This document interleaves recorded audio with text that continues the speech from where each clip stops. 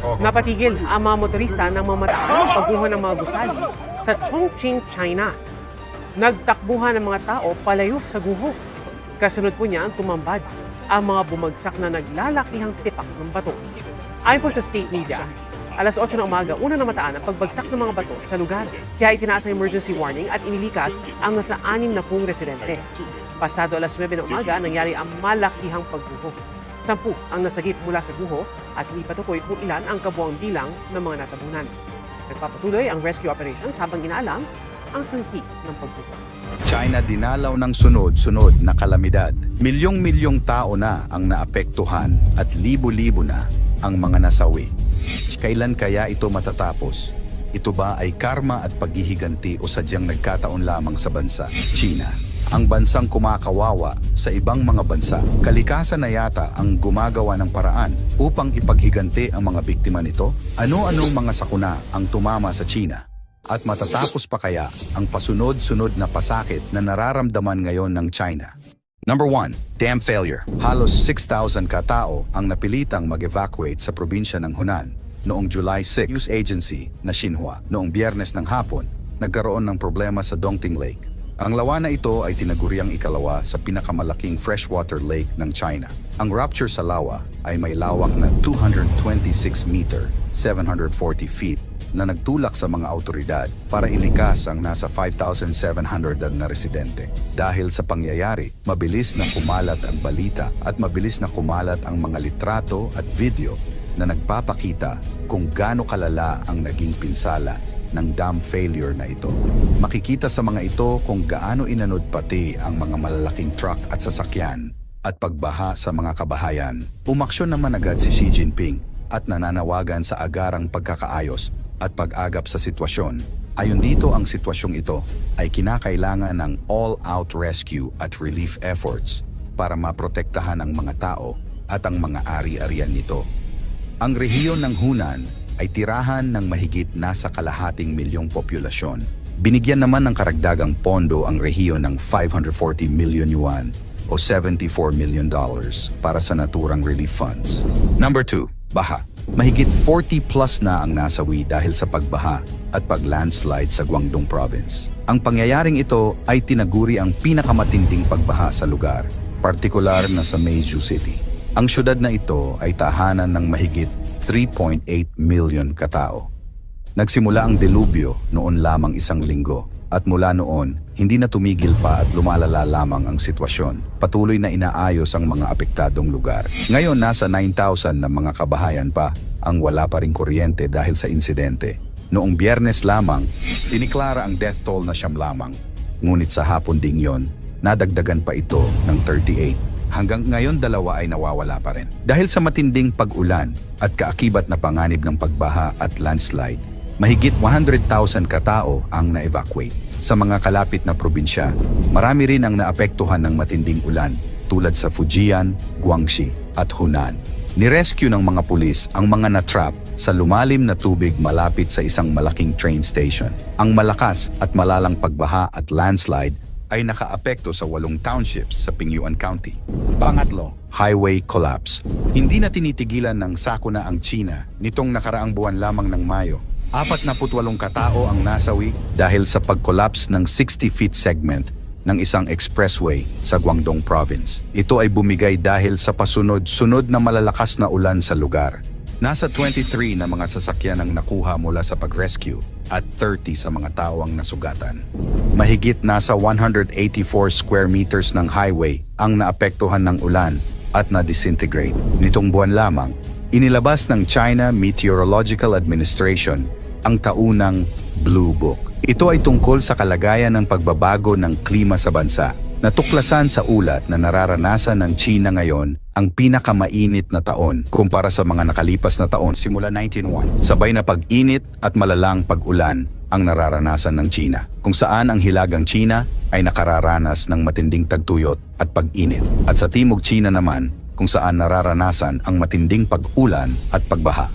4. Buhawi. Sa bahaging silangang China naman, 5 tao ang nasawi at halos 100 katao ang sugatan ng tamaan ng buhawi ang lugar. Makikita sa video kung gaano pumalo ang buhawi sa syudad nito. Dahil sa lakas ng buhawi, Natanggal nito ang mga bubong sa mga kabahayan at natanggal ang mga kakahuyan. Ayon sa Dongming County Emergency Management Bureau, nabuo ang buhawi dahil sa malalang convective heat transfer o ang nangyayari kapag ang init ay lumilipat mula sa mainit na bagay patungo sa malamig na bagay sa pamamagitan ng paggalaw ng hangin o tubig. Ayon sa Xinhua News Agency, mahigit nasa 2,820 na mga kabahayan ang nasira at malalang naapektuhan ng buhawi sa lugar ng Kaiyuan, Shandong Province. Bihira lamang daanan ng buhawi ang China. Nasa 100 pababa lamang ang dumadaan sa bansa kada taon. At sa loob ng nakalipas na 50 taon simula 1961, nasa 1,772 na ang nasawi dahil sa buhawi. Noong nakaraang Abril lamang, isang buhawi ang humagupit sa southern city ng Guangzhou na pumatay sa 5 katao at 33 ang nasugatan. At panglima, severe drought. Dahil sa labis na nararanasang init, ang bansang ikalawa sa may pinakamalaking ekonomiya ay nasa peligro. Dahil sa panahon, ang lugar ng China na nagpe-produce ng bigas at trigo, wheat, ay nanganganib. Naapektuhan ng grabe ang summer planting season ng bansa dahil sa mataas na pagbabago ng panahon. Bagyo sa China. Isang malakas na super typhoon ang humagupit sa China na may international name na Bavi o dating Bagyong Inday na tumama sa silangang bahagi ng China. Dahil sa tindi ng banta nito, milyon-milyong residente ang napilitang lumikas bago pa man tuluyang tumama ang bagyo. Ngunit hindi lamang malalakas na hangin at matinding pagbaha ang kinaharap ng mga tao. Sa gitna ng rumaragasang tubig, nagbabala rin ang mga autoridad matapos maiulat na may mga makamandag na ahas na nakawala at nagkalat sa ilang lugar na binaha. Sa loob lamang ng ilang oras, ang mga dating mataong lansangan ay napalitan ng rumaragasang baha, habang libu-libong pamilya ang nagmamadaling iligtas ang kanilang buhay at mga mahahalagang gamit. Milyon-milyong residente ang inilikas. Bago pa man tuluyang maglandfall ang bagyong Bavi, naglabas na ng sunod-sunod na babala ang mga autoridad sa China. Dahil sa inaasahang matinding pag-ulan, storm surge at mapaminsalang hangin, milyon-milyong residente mula sa mga baybaying lalawigan ang inilikas bilang pag-iingat. Makikita sa mga video na kumalat online ang napakahabang pila sa mga istasyon ng tren, paliparan at mga terminal ng bus. Marami ang nagmamadaling makaalis habang may oras pa. Ang ilan naman ay dinala sa mga evacuation center habang ang iba ay pansamantalang tumuloy sa bahay ng kanilang mga kamag-anak. Kasabay nito, sinuspinde rin ang operasyon ng ilang pantalan, biyahe ng mga ferry, at maging ang ilang pampublikong transportasyon upang maiwasan ang mas malaking trahedya. Ilang paaralan at tanggapan rin ang pansamantalang isinara habang patuloy na minomonitor ng mga autoridad ang galaw ng bagyo. 2 beses naglandfall. Matapos tumawid sa karagatan, 2 beses na naglandfall ang bagyo sa silangang bahagi ng China. Kasabay nito ang napakalalakas na bugso ng hangin at halos walang tigil na pag-ulan na nagdulot ng mabilis na pagtaas ng tubig sa maraming komunidad. Sa ilang lugar, hindi na makilala ang mga pangunahing kalsada dahil tuluyan na itong nilamon ng baha. Ang mga sasakyan ay halos lubog sa tubig habang ang ibang residente ay natrap sa kanilang mga bahay at naghihintay ng saklolo. May mga lugar ding naapektuhan ng pagguho ng lupa dahilan upang tuluyang maputol ang ilang kalsada at maging mahirap ang pagpasok ng rescue teams. Sa iba namang komunidad, nawalan ng supply ng kuryente at komunikasyon, dahilan upang lalong maging mahirap ang pakikipag-ugnayan ng mga residente sa kanilang mga mahal sa buhay. Mistulang dagat ang mga syudad. Sa paglipas ng mga oras, lalo pang lumala ang sitwasyon. Ang ilang lungsod ay mistulang naging dagat matapos umapaw ang mga ilog at dam dahil sa walang tigil na pag-ulan. Sa mga kumalat na video sa social media, makikitang ang taas ng baha ay halos umabot na sa mga traffic lights sa ilang bahagi ng kalsada. Maraming kabahayan at negosyo ang nalubog sa tubig, habang ang ilang residente ay wala nang nagawa kundi panoorin ang kanilang mga ari-arian na tangayin ng baha. Ang iba naman ay umakyat sa bubong ng kanilang mga bahay habang naghihintay na marating ng mga rescue team. Drones at mga rescue team kumilos.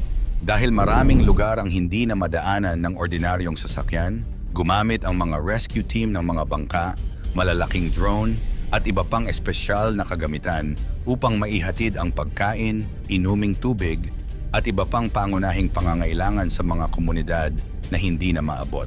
Patuloy ring nagsagawa ng rescue operations ang mga emergency responders upang mailigtas ang mga matatanda, bata, at mga residenteng na trapped sa kanilang mga tahanan. Ang ilang rescue personnel ay halos walang tigil sa pagtatrabaho upang masagip ang mga stranded na residente sa gitna ng patuloy na pagtaas ng tubig. Habang humuhupa ang baha sa ilang lugar, agad ding sinimulan ang paglilinis ng mga kalsada at pagbabalik ng supply ng kuryente at tubig. Panic buying hindi na iwasan. Habang papalapit ang bagyo, dagsa rin ang mga mamimili sa mga supermarket. Maraming estante ang halos maubos sa loob lamang ng ilang oras. Kabilang sa mga unang naubos ang delata, instant noodles, bottled water, tinapay, itlog, karne, at iba pang pangunahing pangangailangan.